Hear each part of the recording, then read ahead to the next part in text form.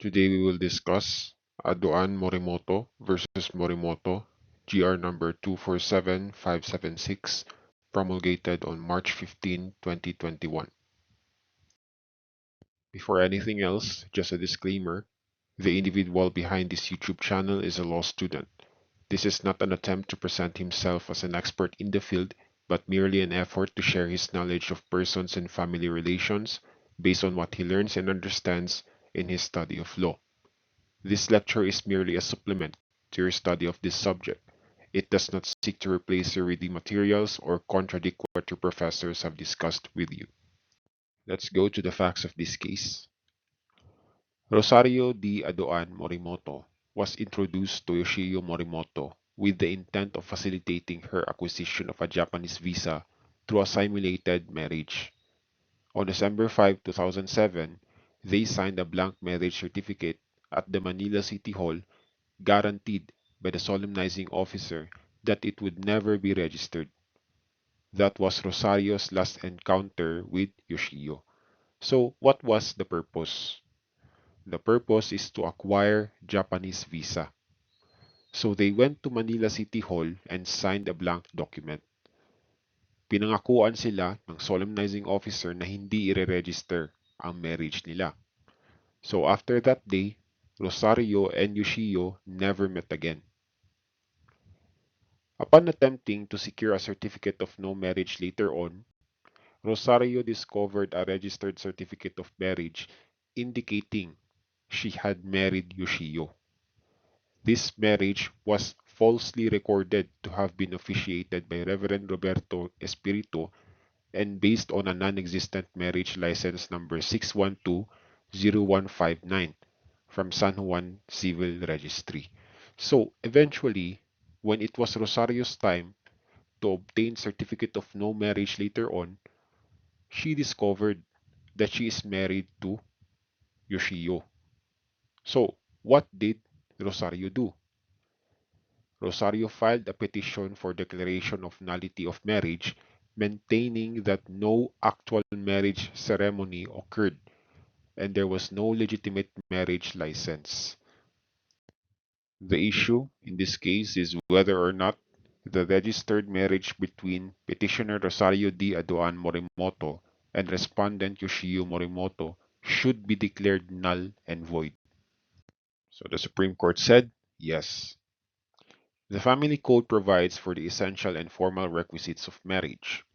It further stipulates that marriages lacking any essential or formal requisite are void ab initio, with the exception of marriages solemnized by any person not legally authorized to perform marriages where either or both parties believed in good faith that the solemnizing officer had legal authority to do so, that marriages attended by a defective essential requisite are voidable, and that marriages attended by an irregularity as to the formal requisites are valid, subject to the potential criminal, civil, or administrative liability of those responsible for the irregularity.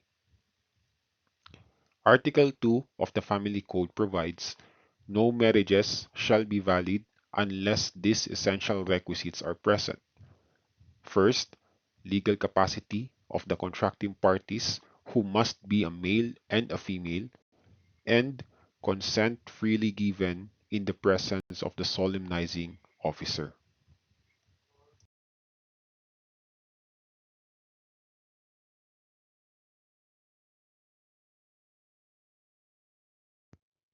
Article 3 of the Family Code also provides that the formal requisites of marriage are: first, authority of the solemnizing officer; second, a valid marriage license except in the cases provided for in Chapter 2 of this title; and a marriage ceremony which takes place with the appearance of the contracting parties before the solemnizing officer and their personal declaration that they take each other as husband and wife in the presence of not less than two witnesses of legal age. Article 4 of the Family Code also provides the absence of any of the essential or formal requisites shall render the marriage void ab initio, except as stated in Article 35, Paragraph 2. A defect in any of the essential requisites shall render the marriage voidable as provided in Article 45. An irregularity in the formal requisites shall not affect the validity of the marriage, but the party or parties responsible for the irregularity shall be civilly, criminally, and administratively liable.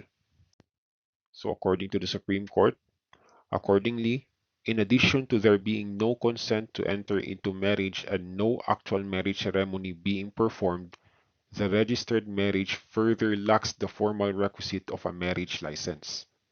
For a multiplicity of reasons, such marriage was inexistent. Therefore, the Regional Trial Court in the Court of Appeals erred in denying Rosario's petition for declaration of nullity. So, what elements are absent in this case? Insofar as the essential requisites are concerned, ano yung wala? Consent. How about the formal requisites? Ano ang wala? First, marriage ceremony. Second, marriage license. So, hindi lang isa ang kulang na requisite. Marami. That's why the marriage is void, or it is as if that it never existed at all. So, picture yourself in an oral recitation with your professor. How would you respond if these questions were asked? What was the reason why they entered into the marriage? To obtain a Japanese visa. Second question, why did Rosario file a petition for declaration of nullity of marriage before the RTC? She maintained that the marriage attested to by the marriage certificate she discovered never actually happened and was never backed by a marriage license. Define consent under the Family Code. As a special contract, consent is, by definition, indispensable to marriage. Accordingly, the Family Code stipulates the second essential requisite of marriage to be consent freely given in the presence of the solemnizing officer.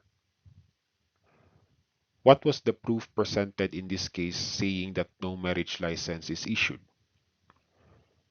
The Office of the Civil Registrar of San Juan issued a June 4, 2009 certificate stating that no record of marriage license number 6120159 was issued to the parties. So that would be all. Thank you for listening. May your love for the law remain strong as always. Maraming salamat po.